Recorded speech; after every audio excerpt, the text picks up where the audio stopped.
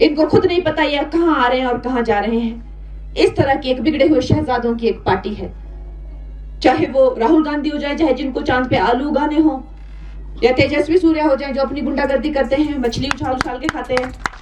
तेजस्वी सूर्या मछली उछाल उछाल के खाता है? दीदी वो तेजस्वी यादव है, तेजस्वी सूर्या नहीं। क्या यार तेजस्वी सूर्या भाई, तुम्हारी अपनी पार्टी के लोग तुम्हारी पनौतियां लगाने पे तुले हुए। कांग्रेस तो छोड़ ही दो यहाँ पे। बात तो सही है। और मुझे ऐसा लग रहा है दीदी ने रिसेंटली कोई डिस्कवरी चैनल की वीडियो देखी है जहां पर भालू जो है उछाल उछाल के मछलियां खा रहा है। दीदी भालू उछाल उछाल के मछलियां खाते हैं, इंसान उछाल उछाल के नहीं खाते। वापस आओ रियल वर्ल्ड में प्लीज। दीदी को खुद नहीं पता कि ये क्या बोलना चाह रहे हो और क्या इनके मुंह से निकल रहा है। अब वैसे तो पूरे स्टेटमेंट का कोई सरपेड़ नहीं है, लेकिन इसके बीच में दीदी की अपनी मनगढ़ंत कहानियां शुरू हो चुकी हैं। तेजस्वी सूर्या मछली उछाल उछाल के खा रहा है, राहुल गांधी जो है चांद के ऊपर आलू उगा रहे हैं। भैया ये वाला कब सामने निकल करके आ गया? इसको देखने के बाद तो आईटी सेलिया और खुद जो इनके व्हाट्सएप अंकल्स हैं वो भी चकरा चुके होंगे कि है ये कब हुआ आखिरकार। व्हाट्सएप यूनिवर्सिटी से लेकर आईटी सेल और गलगोटिया यूनिवर्सिटी तक खलबली मच चुकी होगी कि यहां पर कंगना रनौत जो बात बोल रही है कि राहुल गांधी ने कहा है कि वो चांद के ऊपर आलू उगाना चाहते हैं, ये हमसे मिस कैसे हो गया आखिरकार, हमारी स्क्रिप्ट में गायब कैसे हो गया ये। मतलब यार इस सब को देखने के बाद मैं मोदी जी से सिर्फ एक बात बोलना चाहता हूं, मोदी जी आपने टिकट तो दे दिया कंगना दीदी को,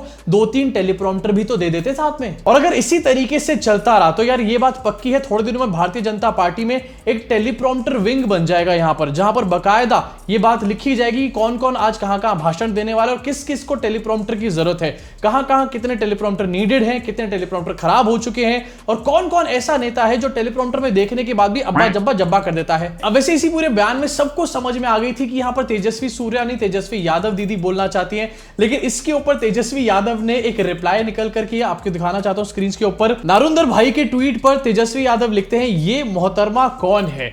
यार इससे बड़ी बेइज्जती नहीं कोई हो सकती। मतलब मोहतरमा जो है वो एक्टिंग फिल्म का अपने आप को सबसे बड़ा हीरो मान रही है, यहां पर कह रही है कि मैं 2 डेकेड से एक्टिंग कर रही हूं, सुपरस्टार हूं बॉलीवुड की। उसके बाद मोदी जी उनको टिकट दे रहे हैं, लेकिन तेजस्वी सूर्या ने सारा का सारा क्लाउड छीन लिया ये बोल के कि ये मोहतरमा कौन है। वैसे आपको बता देना चाहता हूं ये नेता वेता कुछ नहीं है, नेताओं के रूप में बहुत बड़े स्कैमस्टर्स हैं जो आपके साथ स्कैम करना चाहते हैं, आपको बेवकूफ बनाना चाहते हैं। ठीक उसी तरीके से जैसे कि आदिवासी हेयर ऑयल के नाम पर भी एक बहुत बड़ा स्कैम चल रहा है और मैंने आपको कई बार बताया कि अगर आपको स्कैम से बचना है तो मेरे दिए हुए लिंक और नंबर से आदिवासी हेयर ऑयल आप खरीद सकते हो, जहां से आपको जेन्युइन आदिवासी हेयर ऑयल मिलेगा। अब यहां पर मैं इसको जेन्युइन इसलिए मानता हूं क्योंकि मैंने इनको खुद विजिट करने का काम किया है। हाकी पीकी कम्युनिटी के लोग हैं जो कि मैसूर के पास एक गांव में बेस्ड हैं, जो कि खुद आदिवासी हेयर ऑयल बनाने का और कई सालों से बनाने का काम करते हैं। तो अगर आपको स्कैम में नहीं फंसना है तो नीचे डिस्क्रिप्शन में लिंक और इनका नंबर दे रखा है। हाँ बहुत सारे लोग ये कह रहे हैं कि डिलीवरी में बहुत सारे इश्यूज हो रहे हैं, लेकिन यार ये लोग गांव के लोग हैं और अभी धीरे धीरे चीजों को सीख रहे हैं। आपके साथ यहां पर कोई स्कैम नहीं होने वाला। अगर आपने कुछ चीज ऑर्डर करी है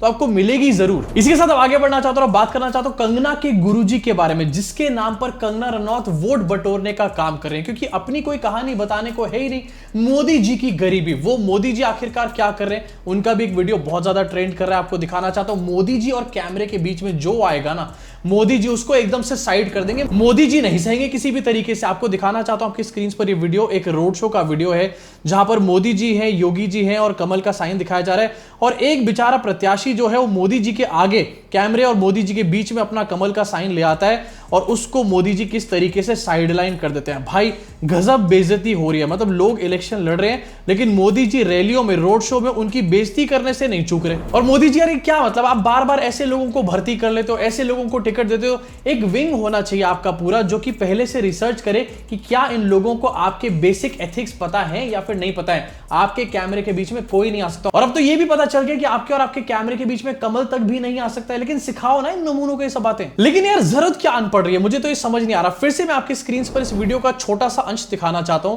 मोदी जी जहां पर खड़े हैं, कमल का साइन दिखा रहे हैं, उसके नीचे एक एलईडी वाले मोदी जी भी हैं, लेकिन उसके बावजूद भी मोदी जी को यह डर है कि कहीं मेरे सामने किसी और का कमल ना आ जाए। जरूरत क्या है आखिरकार इतना फुटेज खाने की जिंदगी में। इसके साथ आगे बढ़ना चाहता हूं और बात करना चाहता हूं मोदी जी के एक और भाषण के बारे में। पहले मोदी जी ने मुसलमानों को यह कह दिया कि घुसपैठिए हैं, उसके बाद यह कह दिया कि ये ज्यादा बच्चे पैदा करने वाले, लेकिन अब एकदम से मोदी जी का हृदय परिवर्तन हो गया है और अब वो मुसलमानों की तारीफ करना शुरू हो चुके हैं। पहले इन्होंने मोहम्मद शामी की तारीफ करी एक भाषण के अंदर और अब अब्दुल हामिद जो कि एक सोल्जर थे हमारी कंट्री के, जिनका इंडो पाक वॉर में एक बहुत बड़ा रोल था, उनका भी यहां पर जिक्र और उनकी तारीफ करी है। जरा देखिए इसको।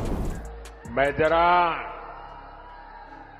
हिंदू मुसलमान का बंटवारा करने वालों को पूछना चाहता हूं, क्या अब्दुल हमीद जी को हम इस सिर्फ इसलिए याद करते हैं क्योंकि वो मुसलमान थे?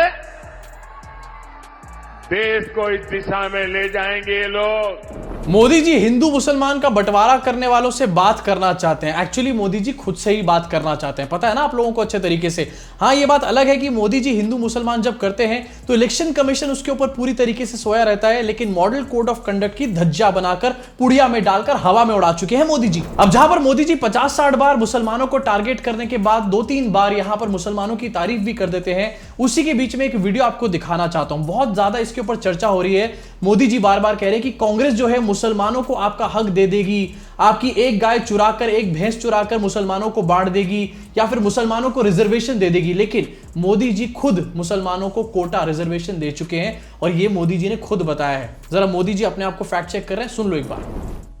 कहेंगे भाई इस समाज में अगर पंथ के आधार पर देखें तो इस संप्रदाय में इस प्रकार की जाति व्यवस्था का वर्णन करेंगे और इस समाज में हम कभी नहीं करेंगे। क्या वहाँ भी समाज के और वर्गों में जातियाँ नहीं हैं, ऊंच नीच नहीं है, वहाँ पर बैकवर्ड नहीं। अब जैसे मेरे यहाँ गुजरात में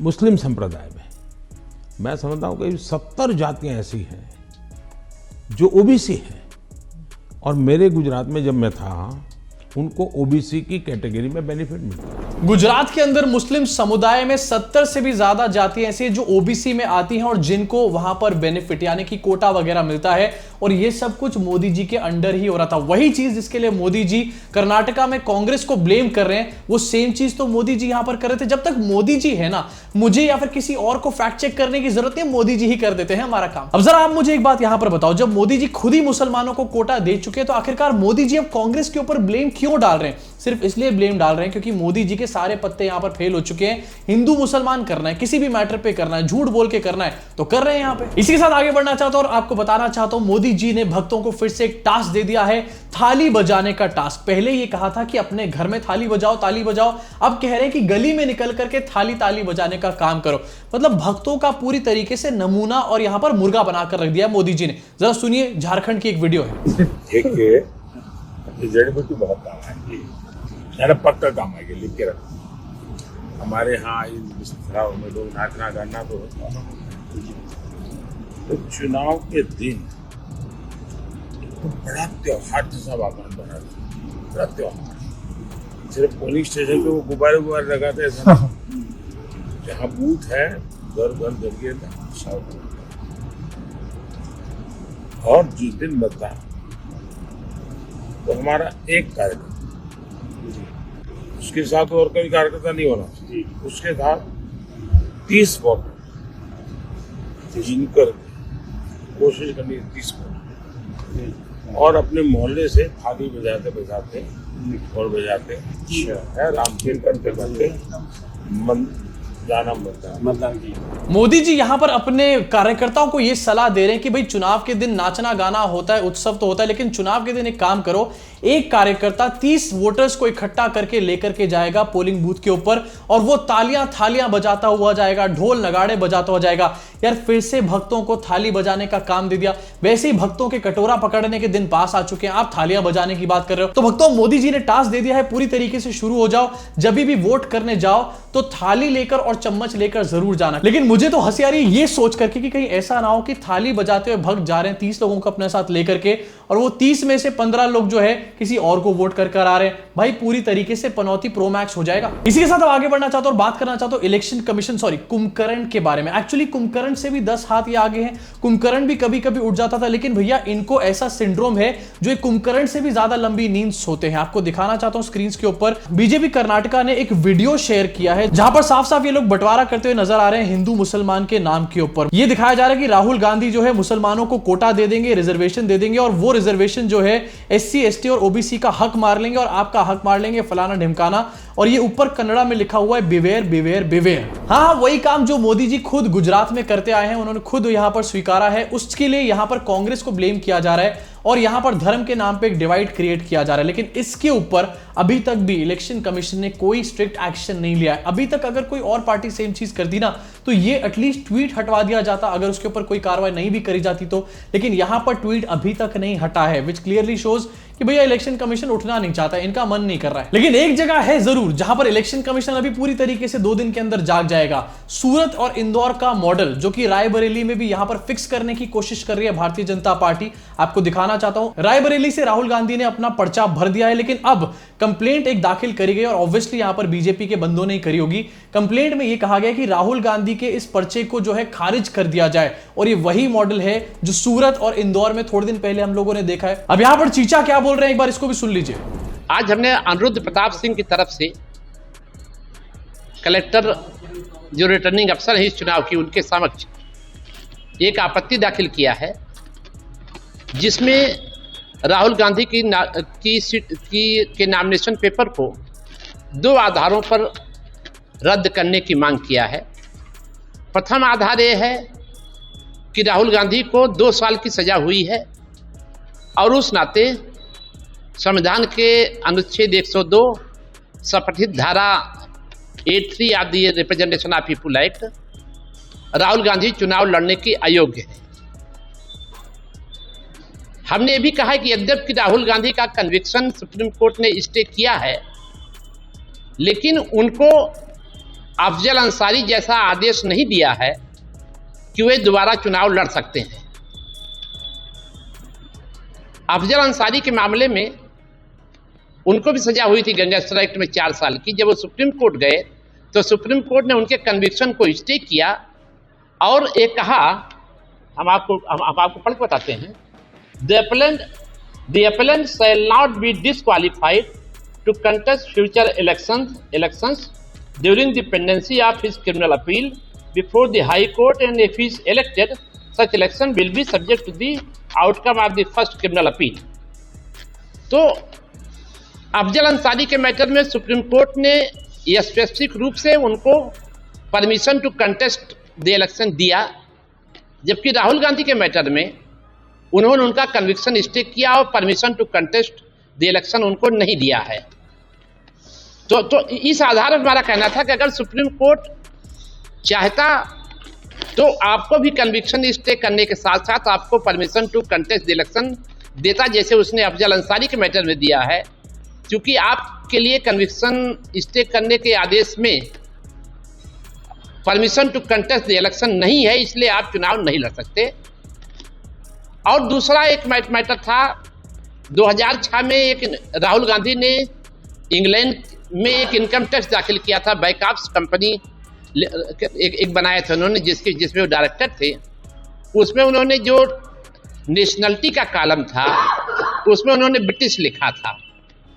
तो इस आधार हमारा कहना था कि राहुल गांधी एक ब्रिटिश नागरिक हैं, क्योंकि जो संविधान के हिसाब से एक भारतीय नागरिक ही लोकसभा का या विधानसभा का चुनाव लड़ सकता है। राहुल गांधी भारतीय नागरिक नहीं है, जो उन्होंने स्वयं अपने इनकम टैक्स के रिटर्न में ब्रिटिश नागरिक अपने को बताया है, इसलिए उनका नामांकन पत्र रद्द किया जाए।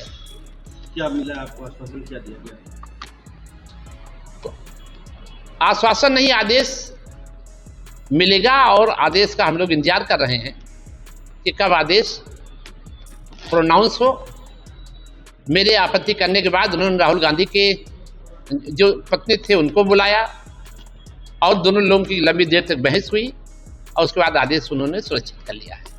राहुल गांधी कन्विक्टेड हैं 2 साल के लिए। हालांकि सुप्रीम कोर्ट ने उनके कन्विक्शन के ऊपर स्टे लगा दी थी। अरे चीचा, जरा कंप्लेंट करने से पहले देख लिया करो चल क्या रहा आखिरकार देश में। उसके अलावा राहुल गांधी एक ब्रिटिश सिटीजन है भाई साहब। यहाँ पे अगर ब्रिटिश सिटीजन है तो आखिरकार मोदी जी ने इतने टाइम से बात क्यों नहीं बताई? और इसी बेसिस के ऊपर राहुल गांधी का नामांकन जो है उसको खारिज कर दिया जाए। अब यार थोड़े दिन पहले तक तो ये कह रहे थे कि राहुल गांधी रायबरेली से भी लड़ेंगे, वहां से भी हार जाएंगे, वायनाड से भी हार जाएंगे। तो आखिरकार ये पर्चा कैंसिल कराने की बातें क्यों करी जा रही है? पहले से ही कहीं डर सताने लग गया है क्या हार का? लेकिन बड़ा सवाल ये कि आखिरकार इलेक्शन कमीशन कब जागेगा भाई? इलेक्शन खत्म होने के बाद जागेगा क्या? वैसे सूरत इंदौर मॉडल और इलेक्शन कमीशन की इन्हीं हरकतों की वजह से इस टाइम पर भारतीय जनता पार्टी के बड़े बड़े नेता क्या क्लेम कर रहे हैं ये भी आपको दिखाना चाहता हूं। हमारे मोटा भाई कह रहे हैं NDA will cross 400 seats by 1 PM on June 4th। Amit Shah का ये स्टेटमेंट है। मतलब भैया 400 पार की बातें करी जा रही थी। अमित शाह ने टाइम भी बता दिया है कि 1 बजे तक 4 जून को हम लोग 400 सीटें पार कर चुके होंगे। एनडीए के बारे में बात करी जा रही है यहाँ पे। लेकिन ऐसा लग रहा है कि मोटा भाई मोदी जी की स्टेटमेंट्स को नहीं सुनते। अरे मोदी जी ने अभी कल परसों ये बात बोली है कि उनके पास आज की ही डेट में